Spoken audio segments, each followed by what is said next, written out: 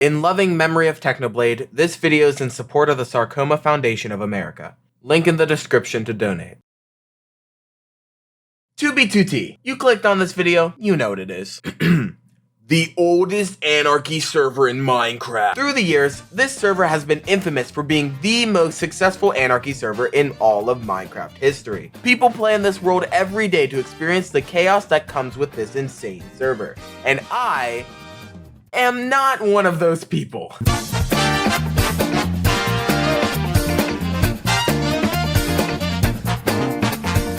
Before some of y'all blow your tops off in the comments, I want to clarify that I don't hate 2B2T. My only argument in this video is that 2B2T isn't a free server. Certainly not more free than a server with rules. I know, a little counterintuitive, but if you give me a little over 8 minutes, I'll explain why. Also, we're getting so close to 1,000 subscribers, and it's almost my 18th birthday. So if y'all could sub, that would be an amazing gift. Anyways, on to the video.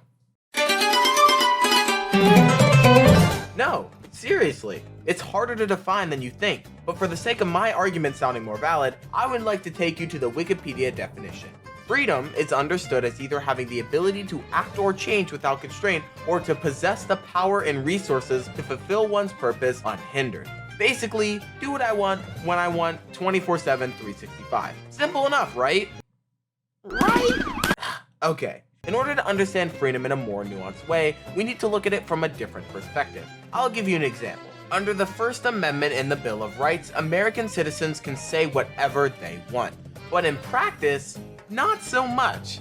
You can't scream fire in a public place when there isn't one. You can't scream bomb on a plane without repercussions. Hell, most Americans' entire school life revolves around not being able to talk in general for long periods of time. Why does America chip away at certain speech rights even though it's protected in the First Amendment?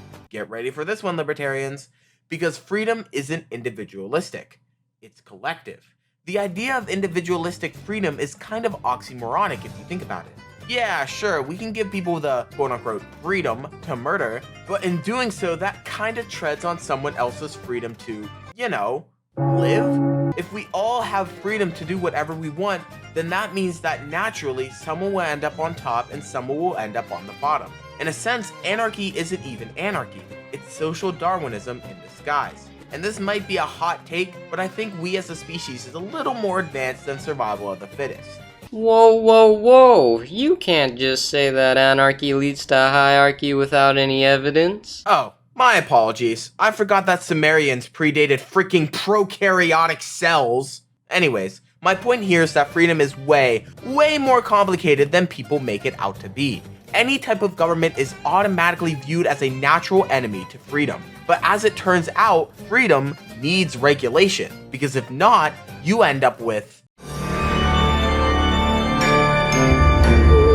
I personally am a firm believer that there is no such thing as an equal start in life. No matter who you are, there will always be things working in your benefit or your misfortune. And nowhere does that reign more supreme than on 2B2T. The fact that people consider this server to be quote-unquote free is genuinely baffling to me. If you don't have a hacked client, you're doomed. If you don't pay 60 cents of real money for a shulker box full of god tier loot, you're doomed. Have fun getting doxxed, your base destroyed, getting semi-permabanned off the server because of a chunk full of furnaces. I wish I was joking, but... The furnace, one of Minecraft's most iconic and useful blocks, has become a weapon of war on the oldest Anarchy server in Minecraft. What?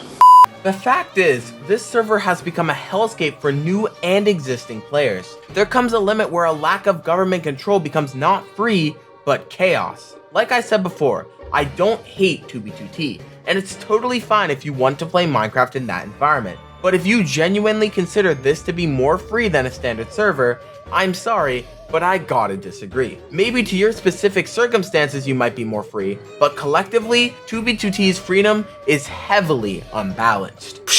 You acting like freedom a limited resource. In a way, it kind of is. Its confines are, dare I say, facts and logic. Let's break this down. If we know that a person can have enough freedom to tread on other people's freedoms, that sets a bar for how much freedom we can give a person. If we set the bar too high, some people have more freedom than others. If we set it too low, we're straight on a path to 1984. Do you see the nuance here? 2B2T is equivalent to everyone sharing one giant jug of water. Some people will get more than they need simply because they were better off beforehand, and some won't get a single sip.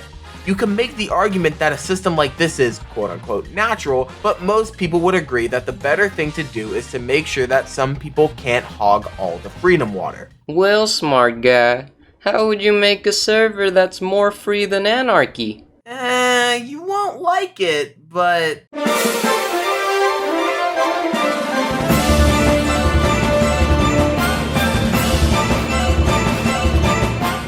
I can't believe this is the second counterintuitive claim I made in this video, but here we are. Communism is defined as a moneyless, classless system where people own their own means of production. Not to be confused with the Soviet Union's and China's questionably authoritarian state capitalist take on quote-unquote communism, but that's a video for another time. You might be wondering why I would suggest communism to maintain maximum freedom in a Minecraft world, and the simple answer to that is unlike in the real world, a Minecraft player is easily self-sustainable, and the motive to go bigger is there by default. Did Philza need to create giant megastructures to live in his hardcore world? No. Did I need to create a massive floating island tree farm that gives me more wood than I will ever use? Absolutely not. That was a waste of 20 hours. But I did it anyway. In Minecraft, you don't need the motive of profit to accomplish amazing things, and because of that, it automatically bypasses the main problem with instilling communism into a developing world. Nobody has to clean the toilets in Minecraft. Nobody has to maintain property. Nobody has to do the boring jobs that are probably going to be replaced by robots one day. With any small, dare I say, libertarian server that enforces rules against murdering, griefing, and once in a while stopping some systems of feudalism, we could have a winner here. People would be free to do whatever they want, and most importantly, everyone will get a chance to be free, not just the lucky ones.